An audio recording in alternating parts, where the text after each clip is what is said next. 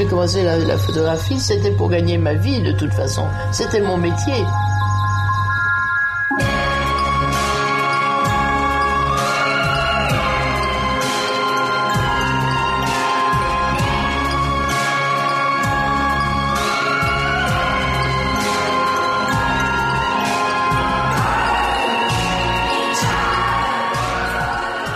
Bonsoir Estelle. Bonsoir Mohamed. Ravi de vous retrouver. Sabine Weiss, 90 ans, toujours aussi pétillante. C'est l'une des héroïnes de ce mois de la photographie. Oui, Sabine Weiss, photographe humaniste, est l'invitée d'honneur du Salon de la photo, l'un des nombreux événements du mois de la photo. C'est en ce moment à Paris, un marathon qui a commencé à la MEP, la Maison européenne de la photographie, et qui se poursuit à Paris Photo. C'est la plus grande foire au monde de la photographie. Elle vient de s'ouvrir au Grand Palais, 143 galeries, 35 pays, des photographes célèbres. Ici, une œuvre de Nicholas Nixon.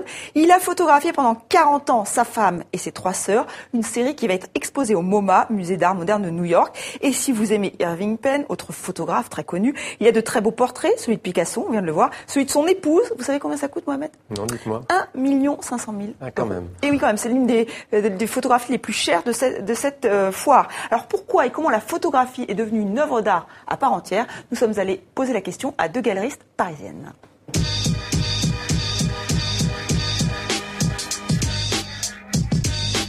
Est-ce que la photographie est de l'art ? C'est une question un petit peu dépassée maintenant. Ça va faire presque 20 ans que le marché de la photographie plasticienne a explosé. Nombreux sont les artistes qui font de la photo aussi naturellement qu'ils feraient de la peinture ou de la sculpture. Pierre et Gilles, ce sont les grands pionniers. Ils ont été les premiers à faire venir des modèles à l'atelier, à leur faire prendre des poses dans des scènes extrêmement élaborées, avec des décors, avec des costumes, avec du maquillage. Et ensuite à repeindre entièrement la photographie. Donc c'est une forme d'art un peu hybride.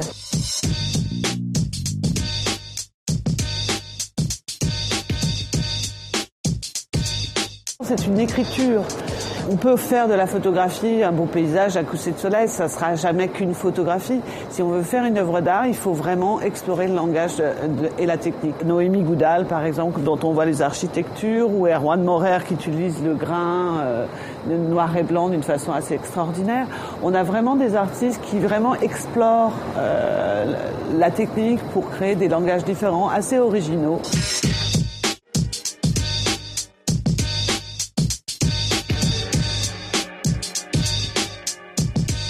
Et votre coup de cœur, Estelle, c'est donc Omar Victor Diop, jeune artiste sénégalais. Oui, il présente sa dernière série, Diaspora, 12 autoportraits, où il incarne des Africains devenus des personnalités en Europe, au temps des colonies, malgré eux. Exemple ici avec Jean-Baptiste Belay, vendu comme esclave aux Antilles. Puis il est arrivé en France en pleine Révolution, il est devenu membre de la Convention.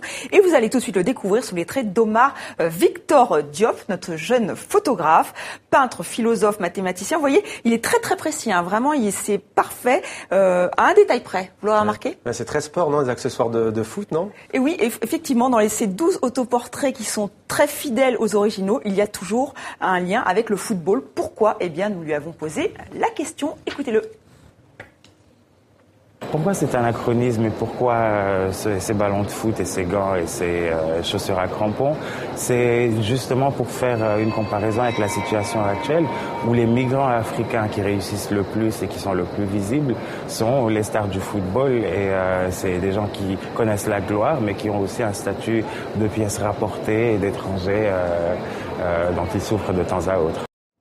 C'était demandé le programme. Merci Estelle pour cette chronique culture. À lundi. À lundi, Mohamed.